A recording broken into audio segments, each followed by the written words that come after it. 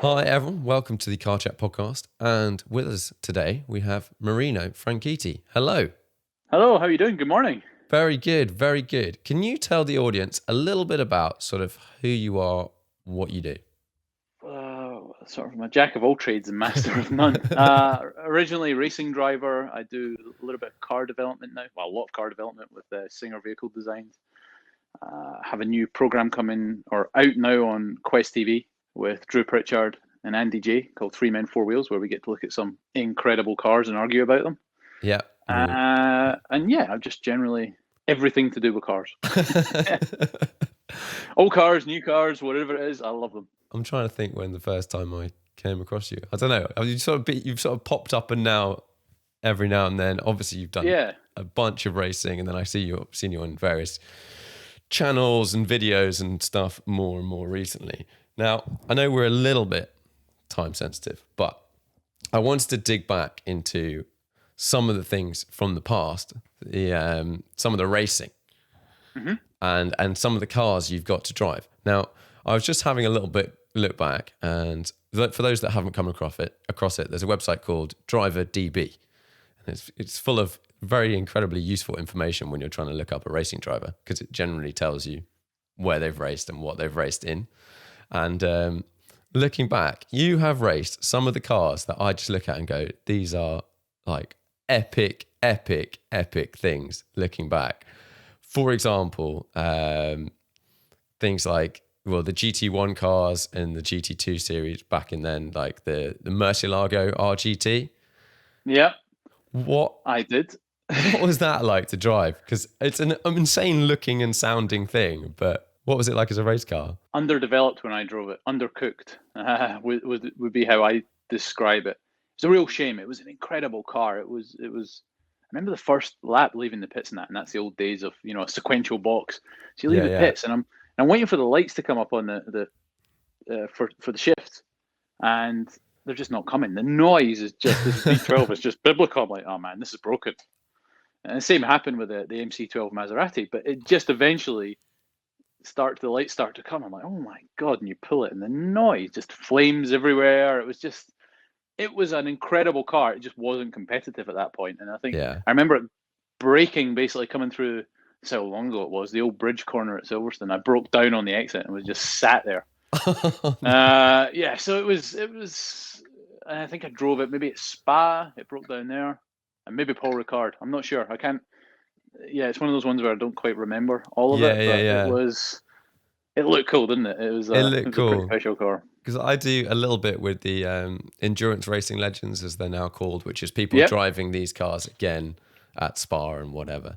And yeah, some of these cars that I've seen, for example, like I've seen them, the MC12. That's another insane thing.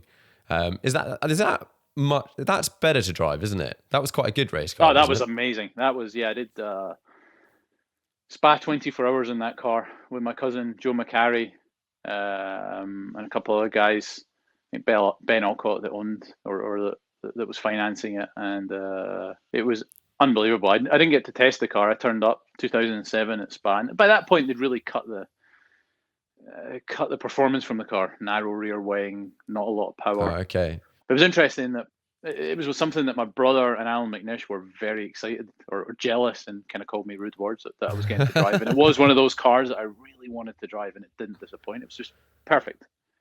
Even with the downforce off it and the lack of power, the gearbox was unbelievable. The engine, the noise again, those things where you're just like, there's no way that's revving this hard or this noise. And it was a wet, dry, typical Spa race. I think we finished sixth or seventh. We had a couple of problems, but it was epic. That was just a beautiful car. There's so many really cool cars from back then. I don't know. I look at that period of time and for some reason it sort of really resonates. I think because of the sequential gearboxes and you've got 3 pedals in some of them and that sort of stuff. It's because you've driven GT prototypes from sort of 2000s up until, well, GT cars very recently. And last prototype was 2018. So so how had those cars changed over that time? So the management of the car is different now. Yeah, there's certain curbs you can't run because it might wear the floor out and affect the aero or break something on the suspension. But it's not like when I began, when you had an H pattern in a 996 GT2 Porsche, and you had to manage the gearbox, you had to manage the brakes, and you had to look after the car, over revs, things like that. So you had to. It's still a balance between speed and looking after the car, but it's not like it used to be where you could push it right to a point and it would break. Yeah. Now we do 33-hour simulations before 24-hour races and stuff like that. So the cars are definitely more reliable. The intensity, it's a different intensity because you're just pushing flat out for the entire race. You're not managing anything. You're just giving it everything she's got for every lap. And it's just a different discipline now, I think. And things like, tires and stuff like that, like presumably, are you driving tires to the similar sort of level of, well, back then they were a lot looser, the cars, weren't they? Less downforce. Less downforce. Tire, I think if you look at any performance over the last, say, 20 years since I started sports cars, it's tires that have made the biggest gain. And it depends which tires you're using. Some are better than others, but I know, let's say with Michelin, it was always mostly that as the fuel load was going down, you would go faster over the stint. Yeah. Well, you had a peak at the beginning of a new tire and then it would drop. Then it was just the same, if not improving, as you got to the end of the stint, and sometimes up to 4 stints. They were incredible things. I think now also the cars are a lot heavier than when I started. Yeah. They just keep increasing weight. Part of that's safety. A lot of it is because of reliability. To get reliability, you have to beef things up. And I've got to say, I do like the lighter cars. You feel that mass is such a big thing. Yeah. When they chuck, you've got a different BOP, balance of performance. They chuck 30 kilos in the car. You're like, When they say you've got to put 30 kilos in, do you get to choose where it goes? There's certain. It used to be you could be quite open with where you put it. These days, generally, for control, they put it in certain little areas. It's more prescribed now. You have a box, and that's where the weight's got to go. And do you have another car you've driven is the Panos GT-LM? What I think it's behind me. Yep. One of the first times I saw one of those, I was just like, what is this? I don't understand. This looks unlike any other racing car I've conventionally come across. Yeah, I think the one I raced was the GT car. I was going to drive the prototype, but it didn't happen. The sort of Batmobile looking car. Yeah, that one. It still had some of the similar styling cues. It was hot. I mean, now you have rules that you're not allowed inside the cockpit. There's a sensor. You're not allowed more than 10 degrees over ambient. Okay. Inside the car. And it's still hot because they generally get the blower to get right onto the, it's really low and the air all goes to it so that it almost tricks it. Excuse me. The Panos, Le Mans 2005, it was 75 Celsius inside the car, the whole race. Middle of the night, you got in, it didn't matter, 75 Celsius. And I was 70 kilos at the time and I lost 7 kilos during the race. Wow. So, 10% of my body weight, and I was ill. And it was after that year that they started looking into that, because I think the Aston GT1 car, the DB9, had the same problem. And it was just hell. I mean, I've never felt so ill. I looked terrible too. I remember seeing myself after it, and I was just it was like a skeleton. 7 kilos. 7 that is kilos. A lot. Yeah, when you don't weigh tons. I didn't feel well though. The car was so hot, and I just couldn't hydrate in between stints properly. Even like the drinks bottle, it was insulated, the drinks tube, but you had to drink 2 or 3 times a lap, because it was one point where I didn't, and I pressed the button the next lap and it burnt my lip. Oh, yeah. Yeah, because if the whole car is 70 degrees, I don't want to touch something that's 70 degrees. That's really hot. No. So even like steering and everything. Everything. Like the resin of the seat. It was mental. It was absolutely mental. Yeah. No thanks. How do you sit in a car for that period of time at that temperature? How do you focus? It was lucky. We had a NASCAR invention at that point. It was like a cooler box. So we had a cool suit, but you couldn't really use that during the race because it would just get melt and then get hot and cook you. Okay. They had basically cold water, iced water being pumped through your vest, but that wouldn't last. So we had on your helmet, you have an air tube that goes on, and it just takes the ambient temperature and drops it down. So that's what we had. But it was so hot that the rubber was so soft that it would come off 2 or 3 times a lap. And I remember every lap it would pop off, and then you come onto the Mulsanne, and you're like sort of using my knee to brace the steering wheel, pulling gears, and between gears holding my helmet and trying to get it back on. Wow. Every lap. Yeah. And I actually got to the point where I was so hot and just unhappy that I managed to do the pit straight using at the Le Mans, you know how it curves around. Yeah. I managed to use my knee to steer around there. Not good. Sounds really safe. Oh, it's hell.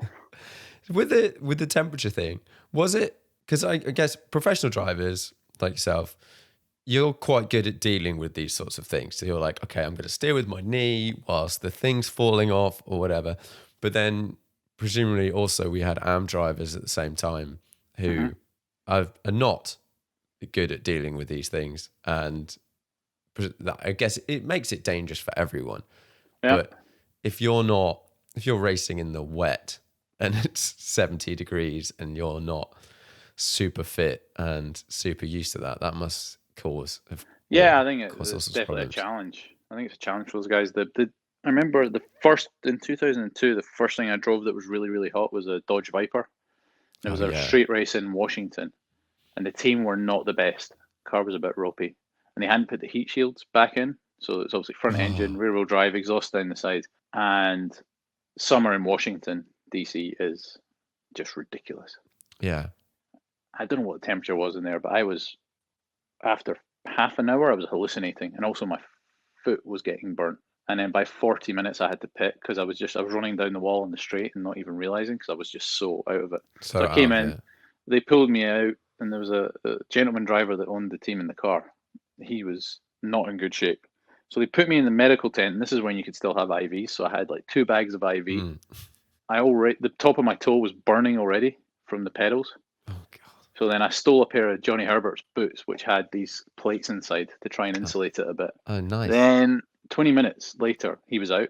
He was just destroyed. So then they came in. The car had to sit there for like a lap while they remember pulling the IV out, and like at the end of the race, my suit being wet with blood where it had just been leaking out. So I got back in and we finished the race. But I mean, I was using my left foot to do the throttle eventually, and I had 3rd degree burns on the top of my toe, and I lost the top of my toe. So then it got infected because I was in racing and sticking in a hot, sweaty boot.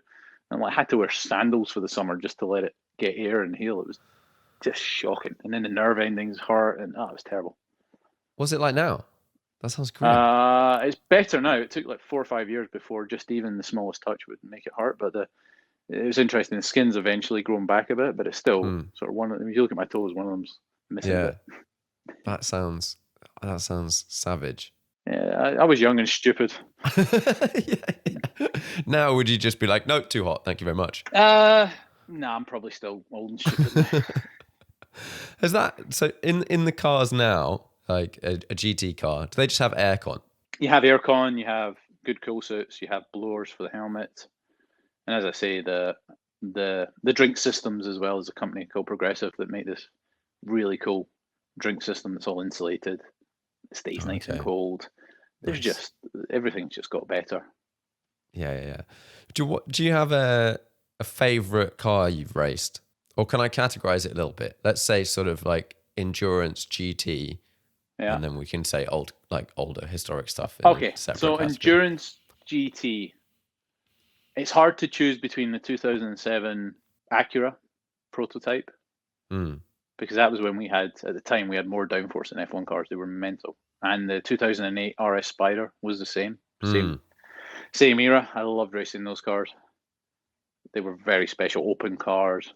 I liked those a lot. And then while I didn't race it, the LMP1 Peugeot with the diesel engine, that was insane. Just the torque of the engine and the big wide wheels and That was a special thing to get to drive or to test.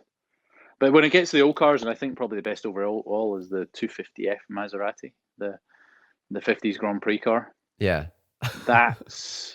I never wanted to drive it. I was like, I was offered driving it, and I'm like, I'm kind of nervous. There's no seatbelts.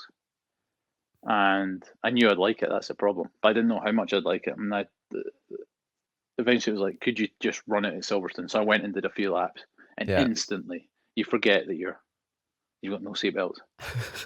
And it was just the balance of the car and the way that you connect with it and communicate with it, even with the drum brakes, of course, or you have to look after them and be careful.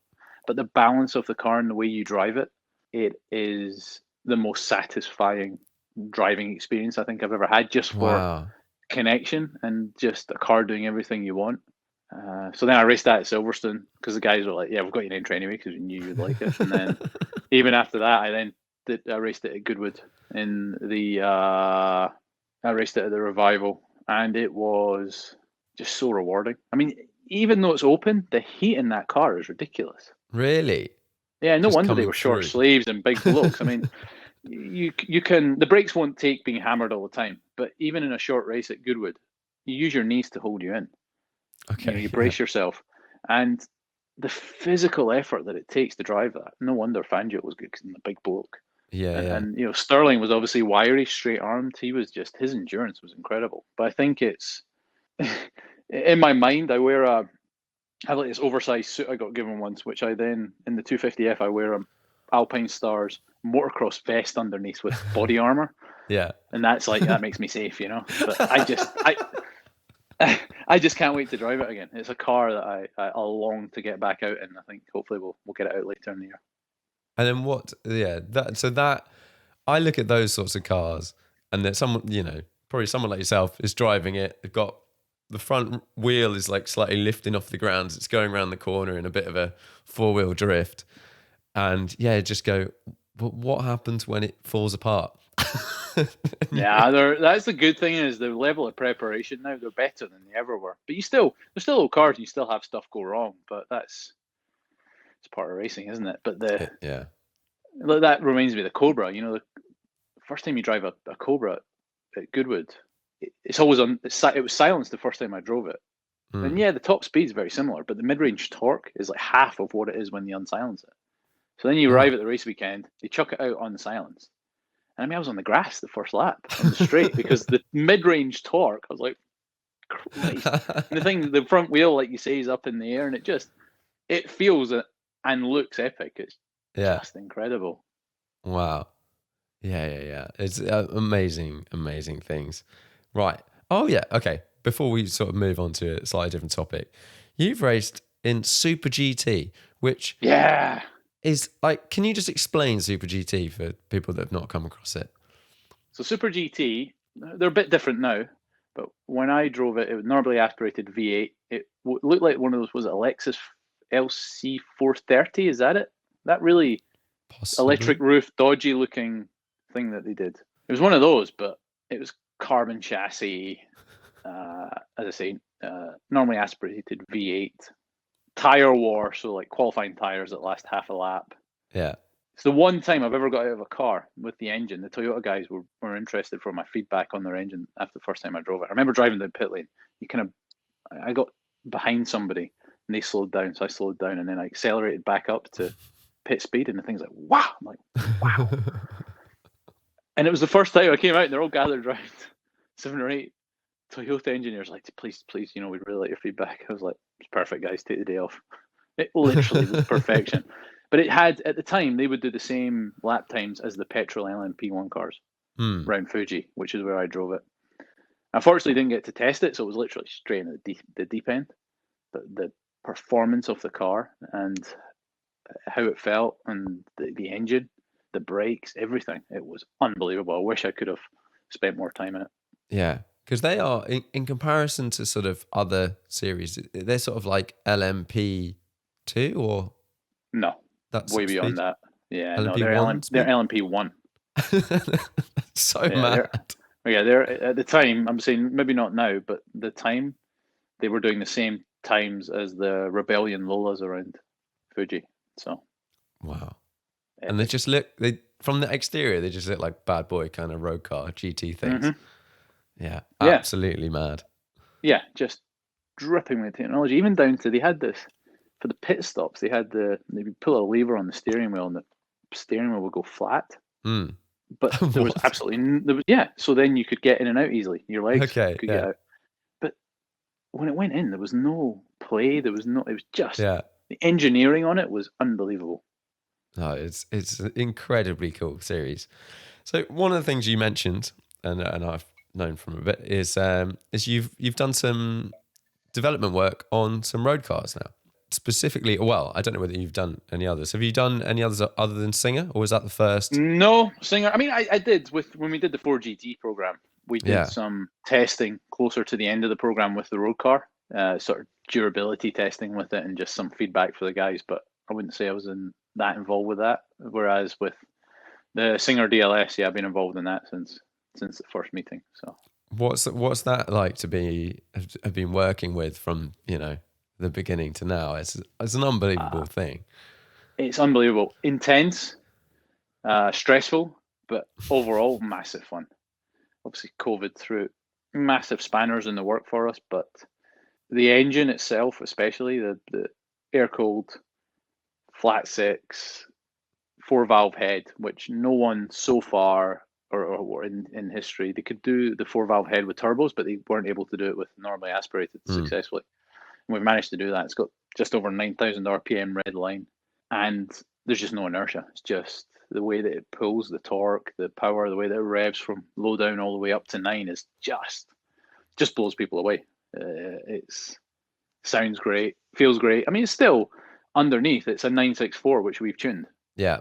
So we've done the double wishbone front suspension, developed everything that we could develop. We tried to look at it as if Porsche had the technology we have now, what would they have done with the air-cooled 911? And that's how we tried to approach it. And there's just obviously it's a jewel. It is an incredible thing to look at. But the great thing about Porsches is they work in all ways, and this is obviously a more intense version than say the car above me, the classic Singer. It's more track focused, but it still has to work. It still has to get there. It still has to be comfortable, work in traffic and everything else.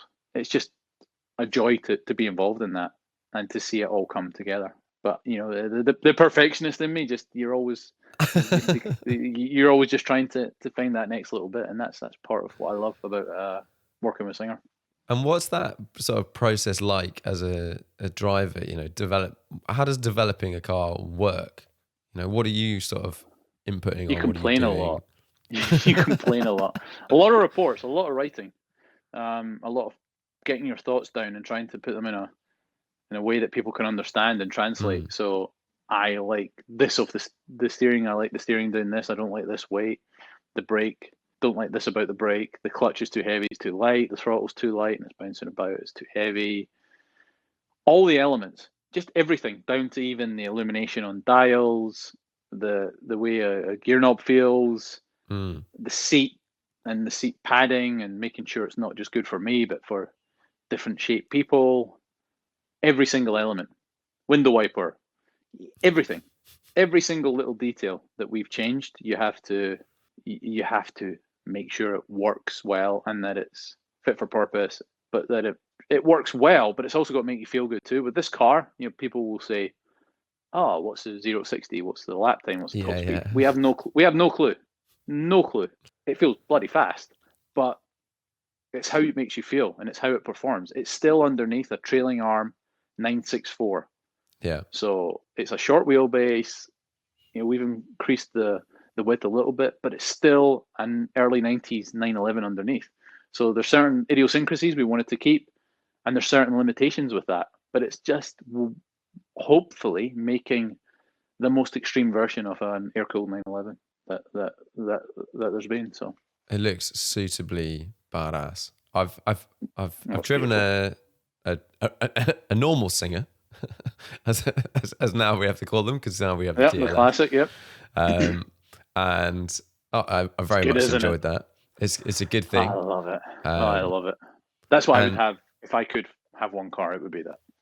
Yeah, it ticks so many boxes. And prior to driving that, I'd only driven some of the earlier resto mods based on earlier cars, and they feel, I would say, like G series and before and whatever, they feel like old to me, like kind of like classic cars.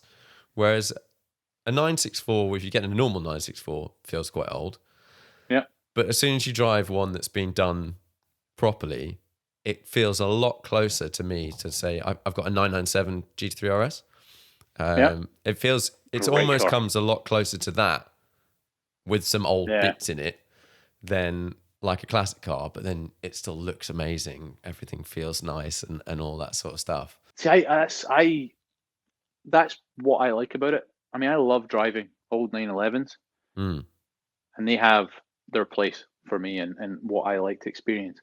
What Singer do is they give me all of the feelings from those, all of the feelings that I love from a 911, all of the styling cues, the experience that I like from old 911s. I get that with Singer mostly, but I also get, as you say, the feeling, the nice tightness, the engineering off a newer car, off a say a 993, 997, whatever, and it just ticks every box for me. It gives all of the great bits of an old car without any of the negatives, and that's what excites me about it. Yeah, you're not worrying about if it's cold or if it's super hot. Everything's running differently, and it might not start and all that sort of thing. I mean, I had one. I was doing some stuff with DLS, and I just wanted to cleanse my palate before I got in it, just to remember where it sat compared to the classic. So I had the Singer now on the Monaco commission, which is Ed Lovett's old car. So I had it for the weekend. It's the first time in a long time that I've just gone driving for no reason, just any excuse. My son and I, he's 8, all weekend out in the car. I think I did 1,600 kilometers in like 4 days. Just driving around and just enjoying it. And that's, for me, that says everything you need to about the car. Yeah, absolutely. Because like you said, like lots of racing drivers don't seem to be too interested in road cars. There's lots that are, but there's also lots that aren't and go, I've had X experience driving whatever on track. I'm never going to come close to that. You're very much, you love your road cars as well, don't you? Oh, hugely. I mean, I generally don't drive my own road cars on track. Yeah, I just don't. It's not why I get when people do that, but I'm lucky that I get to drive other things on the track. And I've always, I think, growing up in Scotland with the roads we had, and some of the experiences I've got to have with friends in cars, whether in Scotland, not so much down here. I don't think there's some good roads, but they're just not as good, unfortunately. As in for a nice road. Maybe Wales is obviously quite good, but I just love driving. I had DLS over the weekend there and just assessing a couple of little last bits on it that we wanted to change. And Sunday night I was just out on my own in DLS, just driving around, and it was just epic. I was just not going fast really, but just enjoying the car and enjoying the peace and the quiet. And I enjoy sharing them with my family. I enjoy sharing them with my friends and the experiences that we've got to have, whether that's in a really old 50s or earlier car or in something modern. It's just, I find joy in all of it. And I'm obsessed with cars. I mean, if you look around my office here, there's just models, helmets, suits, pictures. It's, my entire life revolves around them. It must be. I'm sure it will be a sad moment when the DLS is finally signed off. You're like, no, there's a little bit more I need to do. It is signed off. I mean, there is, it's the cars are in build, and I will still continue to try and evolve some of it just because I can't help myself. But the good thing is, all the customer cars, I will drive them before they get them to make sure that they pass. They feel right to me. And I have a couple of mates that have bought them, and one of them, he said, right, 2 things. I'm going to get one. He said, but there's 2 things. He's like, first of all, you've got to, when I get it, you got to help me make sure I've got it set up how I want it. I was like, fine. And he said, you've also got to sort of keep coming back and driving it for me, I was like, that will not be a problem. No, very, very cool. What are your sort of favorite, let's say, top 3? Actually, no, we'll come to this later. Okay. Because I've got the 5 questions, and they'll. Okay. I think they'll cover some of these items, and we can talk about them. So you are going on. Is it on TV? Is it a TV program? Yes, it is TV. So yeah, we got 3 Men 4 Wheels. It was on Discovery Plus on their streaming service from December until now, and now it's on Quest. So 10 shows, myself, Drew Pritchard, and Andy J. As I said earlier, arguing about cars and race cars and what we like, and me getting to drive them, which was pretty cool. Yeah, I had a little look at sort of the series, and I got given like a list of like, these are all the episodes and what stuff. And I just did a little rundown and was like, oh yeah, I'm gonna watch some of these. These are some pretty wicked cars that you've somehow managed to convince someone to make a TV show of, so you can go and drive them all. Pretty much, yeah. It was basically, so the three of us came up with the concept. It was just so we could go and hang out and look at some cars that we love, and it worked out really well. I think even if you don't like cars, the 3 of us together is it's pretty entertaining. I think it's, especially when we make fun of Drew, or he's trying to get out of an F40, or any car actually, he just can't get out of cars. I had a little bit of a look at the Aston Martin Ulster episode this morning, and you got a good dynamic, and I feel like Drew takes a lot of flack. Oh yeah, constantly. He's taken it this morning just on our group chat. Poor boy. So yeah, like loads of cool stuff. Obviously, Aston Martin Ulster 911 ST. That's quite a cool car that doesn't necessarily get much limelight. No, so the ST, I would have, and this is going to be controversial. Been hanging out with Drew too much. The ST for me is better than the 27 RS, because the ST was the first proper motorsport car, and everything that came after that, like homologation specials, the ST was really the father of those. Yeah, and it's just epic. I mean, when I drove it's got an upgrade on it, which is it's got the 917 brakes on it, so they felt nice. But the engine with those slide throttles and just the 6 trumpets on the rear stacks, just the noise is epic. It was just, I did not want to stop driving that. There's a couple, but that was one I especially just wanted to drive out and keep going. What are they? Perfect. What's that car like in terms of, because as those sort of cars get wider and more RSRE and time goes on, it looked like they just get kind of more and more sticky rather than kind of delicate and loose. What's the ST like? Yeah, I think that's a good way of looking at it. There's an evolution of grip, let's say. Yeah, the ST is obviously light on the front unless you got a full tank of fuel, because it's a early 911 and huge power at the rear. But the tires are pretty well balanced. And what's nice with it is if you have the confidence, it has the power and the torque to get some nice slides on. Not like, big drifts. I'm sure you can, but it feels like it would bite you. But the balance and the way that it all works together, it was incredibly, and I say this a lot about cars, but it's really intuitive. Just like, yep, I like this. This feels good. It's telling me what's happening. And it didn't feel evil. Some old 911s can really intimidate you, but it didn't. It was just a joy. I just wanted to keep driving it. Like, yeah, do you want to get another shot of it? I'll just do a couple more laps. Yeah, there's definitely a fine balance with sort of old 911s of how all of that works. I have a backdated SC that's kind of looks very much like an ST actually. Yeah. But I think it's a bit grippy for me. I think for just because you either go, if low speed, whatever, it'll slide and stuff like that. But as you go faster and faster, it does very much feel like grip, snap. Yeah, it depends what tires you're running as well.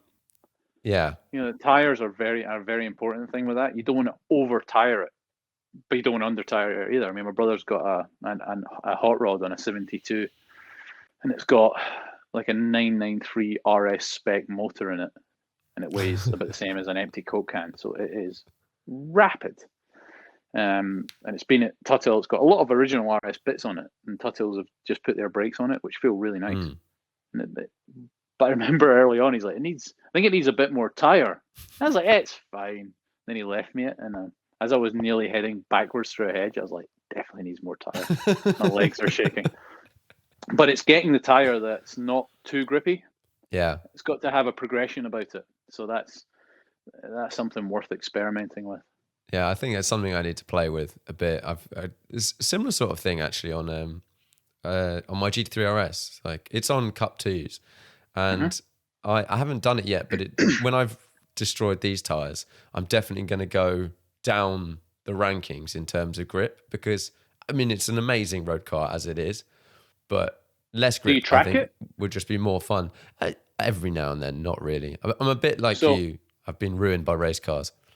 Yeah, it kills you, doesn't it? So for me, and I am, again, this is something I say all the time. In fact, I was in my friend's 599 GTO the other day, and he's put the Pilot Sport 4S on the car. Yes.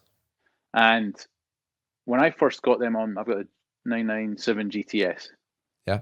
Carrera 4. I daily that. So it's an old man spec, PDK. It's brilliant. And when I put the PS4S on that, I couldn't believe the performance figures when I saw them, the reviews. And I got it, and I just run it all year round. Even in the winter, I don't change the tires. Yeah. Of course, it's not great in snow, but otherwise, even when the temperature's really low, they don't shudder. The grip is unbelievable, and the performance is great. It will even take some light track work, but I think I've yet to find a car that you're using on the road that isn't improved by putting those tires on. And my friend, because I keep going on at him, he's just getting them on his F50, and he's also put them on his 991 GT3. Yeah, I would do and that. It's just, it's not that you have less grip, but I think just if the temperature is low, if it's wet, you just have more consistent grip. You know, the Cup 2 is just incredible. It works pretty well on the road. I mean, I've got them on my 718 Spider, but the moment they're burned off, I will put a set of PS4Ss on it. Yeah, so I would highly recommend those. Absolutely the plan. I recently got an 812, and it was on PS4Ss, and I was chatting to someone, and they were like, "Oh no, you should definitely put it on Cup 2s." I was like, "Absolutely not." And absolutely not. I've done like, I don't know, 1,500 miles in like a month or something in that car, and I would say 80% of it seems to have been in the rain. And every single time you drive anything in the rain that you would have had Cup 2s on, and you've got PS4Ss on, you're like, I'm just so glad, because I know how the Cup 2s react when it's cold and wet, and it's not great. Whereas the other tires, it's just incredible. They are unbelievable, and I think, as I say, if you're not on track, I see no reason to not have them. Yeah, absolutely. And like, road cars are for using on the road, and if you can't use them when it's wet, or at least get home. Well, it just give you confidence. I think it depends on your experience. I think that the Cup 2s, they do the job, and especially, I think as they age, if they get older, rubber's not really rubber anymore. You know, they're synthetic. So they after 2 years, 2 years is the maximum I will do in a set of tires. Doesn't matter if they're if they're almost brand new. Yeah, because they just start to harden up and take longer to heat up and grip. So that's another top tip from me on spending money. But it just it gives you confidence, and it gives you feel. So I think it's an important thing. Yeah, I know what you mean, actually. I'm now thinking back to, on the GT3, I've run Cup 2s forever. And definitely when they're newer, they do warm up faster for sure. Yeah. And which helps in the wet. Yeah, for sure. So what else have you driven in this series? Oh, you've done XJ220. Classic. Yeah, XJ220. It's an exact sort of, it's one of the factory chassis, and it's got the engine that won Le Mans in it, and then they took the trophy off it. But it's really cool, really nice. I'd love to drive it somewhere more open than Anglesey where we were, but it was still very impressive. Really nice thing to drive. Yeah, we had that. We had F40, Colin McRae's '96 Catalunya winning Subaru, which was so special. So cool. Yeah, Aston Martin Ulcer, Bugatti T35B. What's that like to drive? They look mad. Way too fast for something that was built in 1927. First of all, that outside shift and getting the gears right was with the cars. And they're like, "Do you want to do a couple laps and we'll start filming?" I'm like, "No, I want you to film me from the moment I get in the car, because I want people to see warts and all, and I want them to see me learning to drive these cars and to get the feel for them. Because I hate when you just know that someone's been out and this is easier than I thought. And it's not. It's bloody hard. You've got double the clutch, you've got a reverse pattern, a lot of them, and it's reverse straight pattern. Cut gears. What's that? Yeah, so in the Aston, for example, the Aston first is back and right. Right. So then first, second, third, fourth, and it's got center throttle. And so there's all these different cars with different layouts, and your brain just gets melted. But I really enjoyed that. Yeah. And the Bugatti, though, the speed was, it runs on methanol. And the speed of the thing, do well over 100 miles an hour, 120 miles an hour. And it weighs nothing. And it weighs nothing. And I mean, you've got to pump you've got to keep the oil pressure going. You've got Drew in the passenger seat pumping away. It was hilarious. Oh, wow. Yeah, you've got to sort of open the tap, get the pressure up, and close it again. It was brilliant. Yeah, right. It was. I mean, it's got the brakes are run on wires. It's drum brakes with wires, and to see where you are temperature wise, the on top of the radiator at the front, there's basically a thermometer that faces you, and it's angled, and you can just see the red, and you can see if it's hot, if it's cold. Amazing. They're amazing things. A friend of mine has one of those Argentinian replicas. I can't remember what they're. Argentinian replica is not a good way of describing what they are, but they're beautiful. Yeah, amazing, and he they're absolutely a work of art, loved it. It's just a work of art. Every single detail of it, and the use of materials, brass and aluminium, and just the turned finish of the engine and the way the engine is and how clean it is. It's just beautiful. Yeah, and so small. And so small little car. It certainly is when you've got a sort of slightly portly Welshman sitting next to you with his arm around you. I feel a bit nervous. So what was your favourite of all the cars? It's hard to say because I really enjoyed the ST, and I enjoyed all of them. That's a lie. I wasn't a big fan of the hot rod. That's Drew's fault. It just terrified me. But the McRae car was. He was a really good friend of my brother's. He was a friend of mine, and that was an emotional journey. I couldn't believe they let me drive it, and the opportunity to drive that and to experience that was thrilling, but it was emotional. I mean, it was really emotional day. That was another car that, more than any other, actually, even more than the ST. Well, I don't think it'd be great for going to shops. I really wish I had one. My friend Jamie's got an old McRae car.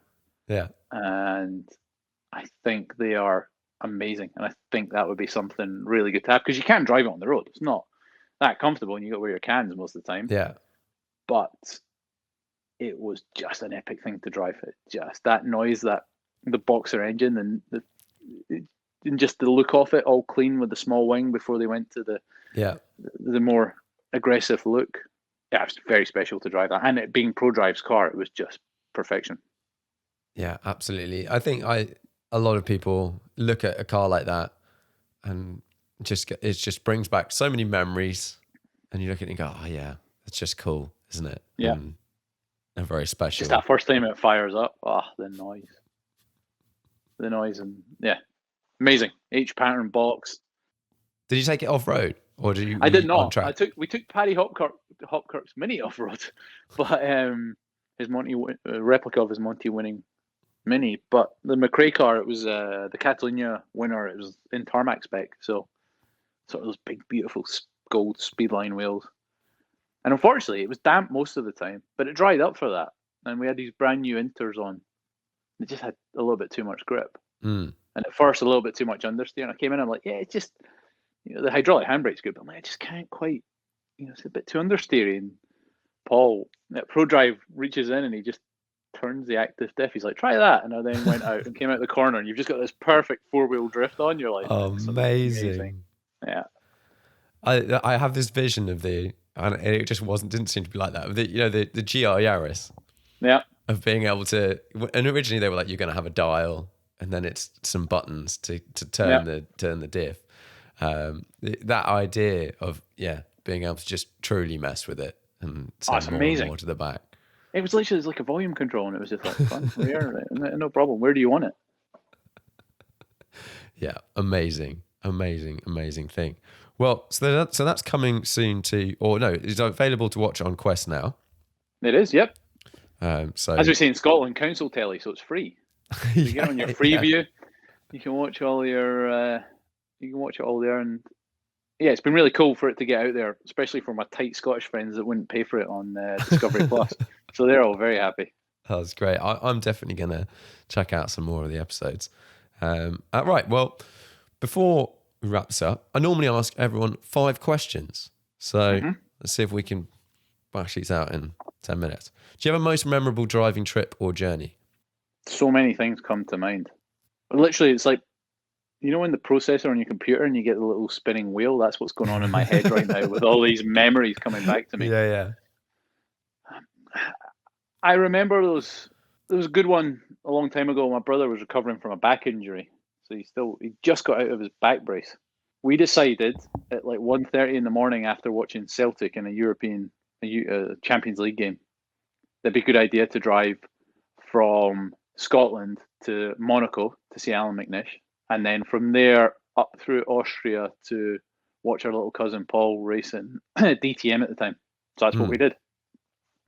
My brother, remember, he had this dodgy IKEA cushion which he had behind his back in the 355, and it had the 2B exhausts on it. And the cruising speed droned. This is a lesson for you. Make sure you get a good exhaust that doesn't drone. And the 2B exhaust droned so badly, by the time we reached Cali, we had toilet paper in our ears. We didn't have earplugs. And by the time we reached Mars, I think it was Lyon, wherever it was, getting towards the south of France, we were like, okay, we're either trucking it home or we're sending it home. Oh yeah, and also, he'd had this 355 from new and had done no miles, and we loaded the front up with stuff. And the dampers at this point decided they'd had enough, so then the front dampers almost collapsed. So the front was really low and it was really twitchy, even like on the motorway. So it's noisy, it's stressful. We're like, we just want to kill this thing. And then we got to the tunnels between Nice and Monaco, and the noise was so good. Always forgiven. So we drove up from there, up through Austria. I remember we got to the Stelvio Pass, and we drove up the Stelvio Pass, and it snowed at the top. So the guy with skis, and us rolling through in the 355, trying not to die. And then, back up there, up to Hockenheim, did the weekend there, back to London. I dropped Dario off at the airport, and then I drove what was left of the car back to Scotland. And then I had to have a full rebuild.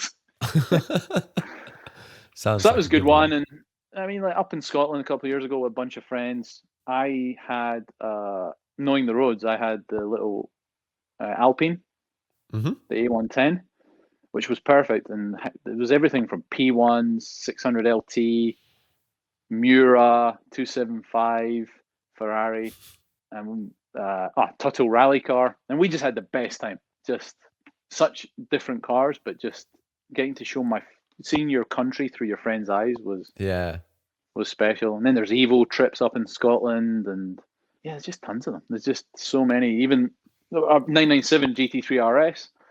My friend Jas Dillon in Nashville, he had this is when they were new, and I was going to do a Michelin press event. So I drove from Nashville to North Carolina, and I was just taking my rental car, and he's like, "Oh no, you need to take my 997 needs some miles. You need to take it." And I did like 850 miles in a day. I'm like, I'm not going to put 850 miles in your car. He's like, you need to. And he said, secondly, if you get home and the car smells of new, that new car smell the first time I thrash it, you're in trouble. He's like, you got to run it in for me. And on the way back, the freeway was closed, and I ended up seeing this road, and I thought, okay, I'll go off. And it was a moonlit night, and this road was ridiculous. And it turned out it was one called the Tail of the Dragon. I've heard of this, yeah. And there was nothing else on the road, not one car. Amazing. And I absolutely caned it. So there's so many different ones, but mostly while that was on my own, mostly it's with other people and friends. Yeah, a mate or a couple of mates. Some good roads, and then a car. Yeah, exactly. Or a couple of cars, and they don't have to be sort of the same speed or anything else. It's just about enjoying them and being together and having fun. Yeah, absolutely. Right, tricky one. 5-car garage, unlimited value. So I'm going to have classic Singer. Mm-hmm. I'm going to have DLS, so that's kind of ticked off my Porsche boxes. I'm going to have a 91730 Can-Am car. Am I allowed a race car? Yeah. I am going to have McLaren F1. Normal road car I've got to have some kind of normal GTR. Then I've got to have some kind of normal car. Promise, I'm not going to be able to choose the 250 GTO, and I really like that too. There's so many. Normal road car, come on. I really like a Golf R, the Mark 7 Golf R, funny enough. Takes a lot of boxes. Yeah, I think a Mark 7 Golf R if I had the rest of those.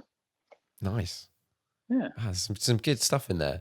Have you driven the Can-Am car? I have, up the hill at Goodwood. What is that like? You know, in Star Wars, when they go to light speed, it's like that. I remember him getting out, I'm like, how was it? And he's like, oh, it's great. I just let sort of, got half throttle and just let the boost build, and it's amazing. I'm running 1200 horse, and I'm like, sod that. I said, if I'm driving this, I've got to get full throttle once. And I got it like twice on the hill. It's got this big lock diff. And when it hooks up and goes, it wasn't intimidating, but just like a little step out and it went, and it was just like, and just, I was like, I want to do that again. That would be something I would have if I could. I'd love to drive one properly on track. And sound, what a thing back then. Yeah. Just crazy stuff. Right, if you're going to drive one car for the rest of your life, and you're allowed something that costs £500 on the side, Singer, classic, tick. Yeah.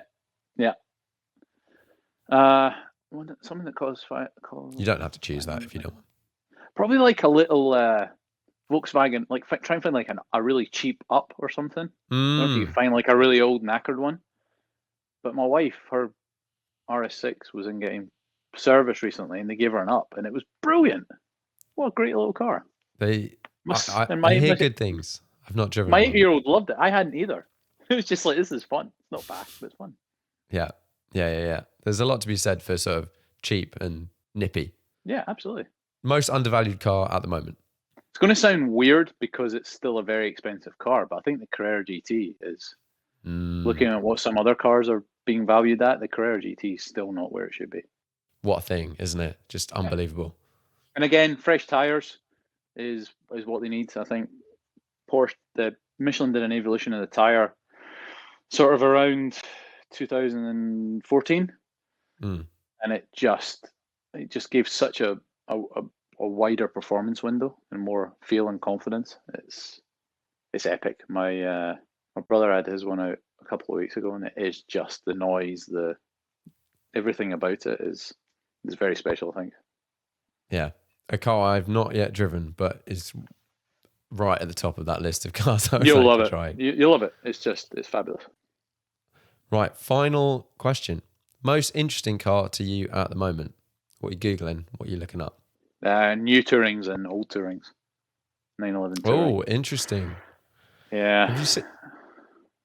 Have you seen, well, what do you think of the new one? I love it. I'd happily have either. For me, still, the 911R, it's expensive, but I do love it. I think it's such a special thing to drive. And it's the closest thing, again, to that sort of old and new feeling of performance. I really love what Andy and his team did with that. Andy Preuninger and his team did with that. It's not that I wasn't a big touring fan to start with, but I was comparing it to the R. That was it's not really fair to the car, actually. But then Chris Harris's touring has got a load of miles on it. He's got PS4s on it. And I got to drive that probably 6 or 7 months ago. And it's bloody brilliant. It's just getting better and better with miles. And I thought, right, one day I want to have one of these, and I can just daily that. Yeah, yeah, absolutely. Interestingly, with the new one, you can just unbolt the top part of the wing. Okay, I understand this will mess with aero, but you can take the top part of the wing off, and you just have a little ducktail, a bit like you could with the previous RS. Yeah, I saw that. It looks nice. Because I've also wondered, I was chatting to someone the other day, like we were trying to work out what would go into converting a 991.2 GT3 into a touring. Mm-hmm. Like just taking the wing off and, doing the bits, like what is actually involved, because a normal one with a wing is a lot easier to get hold of. I'm sure. I wonder though if the springs, springs and dampers are the same.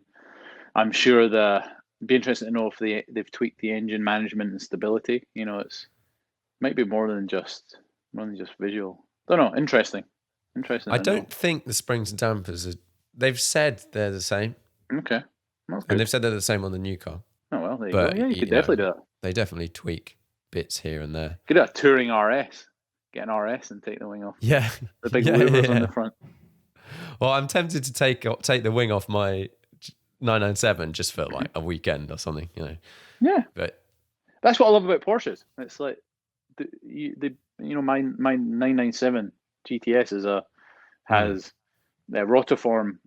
I like these wheels they did, and Brian there made me like a one-off set of them. So I've got center lock wheels, and they kind of look like an aero wheel almost a little bit. Yeah. I've got Sharkworks pipe on it, and because of Tuthill and all of the damper work we've done with DLS with XTC, I got a set of XTC dampers on it, not for performance. I mean, they're great and the quality of ride's lovely. It's just purely because our roads in the UK are such a joke.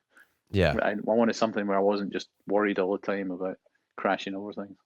Yeah, that's it. I think if I was going to do anything to any cars at the moment, it would be probably a more expensive suspension setup, ideally with the goal of making the ride better and more controlled in the UK. Because just so many modern cars just kind of either hunt around or bounce about and crash about, and it's just stressful, isn't it? It's just tiring, it's stressful, and that was why I did that. So I think that's what I love about Porsches is that they can just become an extension of your personality and what you want from them.